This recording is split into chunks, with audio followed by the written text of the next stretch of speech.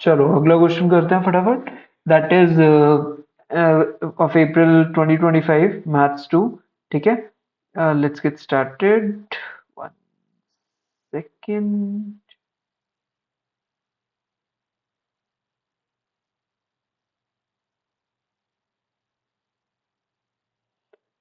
Cool.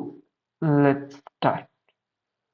So, in this question, what they are saying कि भाई which of the following sequences in R square are convergent? तो convergent check कर रहे हैं मतलब क्या हो जाएगा, n tends to infinity पे चेक करेंगे कि हमें क्या मिल रहा है। तो फर्स्ट ऑप्शन देखते हैं, cos n divided by n, cos n divide by n।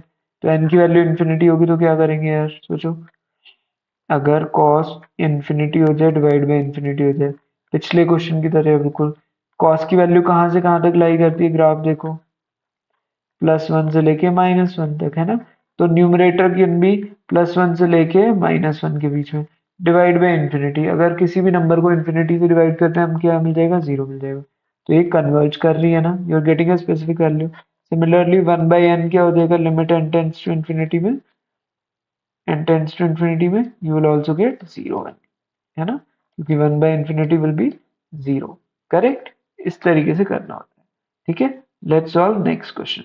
Next part इसका, नेक्स्ट पार्ट क्या कह रहा है, ध्यान से देखो। e to the power 1/n, तो limit n tends to infinity कर देते हैं, तो क्या हो जाएगा, e टू द पावर 1/इंफिनिटी, that is e to the power 0। किसी की भी पावर 0 होती है, e की पावर 0 क्या होता है, 1 आ जाता है। तो कन्वर्ज तो हो रहा है ना। इस ऑप्शन को देखते हैं, 1/e to the power infinity हो जाएगा, n की जगह इंफिनिटी करो, तो 1/e की पावर इंफिनिटी, मतलब e का ग्राफ क्या कहता है, x की वैल्यू इंफिनिटी जाती है तो क्या हो जाता है, y भी इंफिनिट, तो 1/इंफिनिटी दैट इज 0। तो ये भी क्या हो रहा है, कन्वर्ज हो रहा है। Second option is also correct.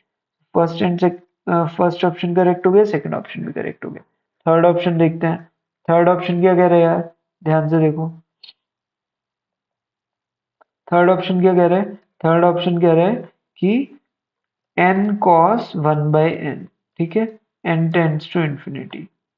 तो अगर ये इंफिनिटी हो गया इनटू cos ऑफ 1/इंफिनिटी, है ना, तो cos ऑफ 1/इंफिनिटी is nothing but infinity into cos of 0, 1/इंफिनिटी 0 है, तो cos of 0 is nothing but 1, तो infinity into 1 will be infinity, है ना। तो ये तो इनफाइनाइट आ गया, तो ये क्या हो गया, नॉन कन्वर्जेंट, है ना, नॉन कन्वर्जेंट हो गया, तो ये वाला गलत हो जाएगा।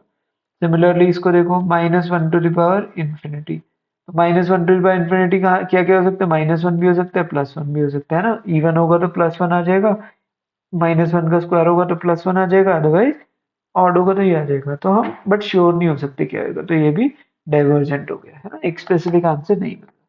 तो इस तरीके से बस क्वेश्चंस करने हैं। ठीक है।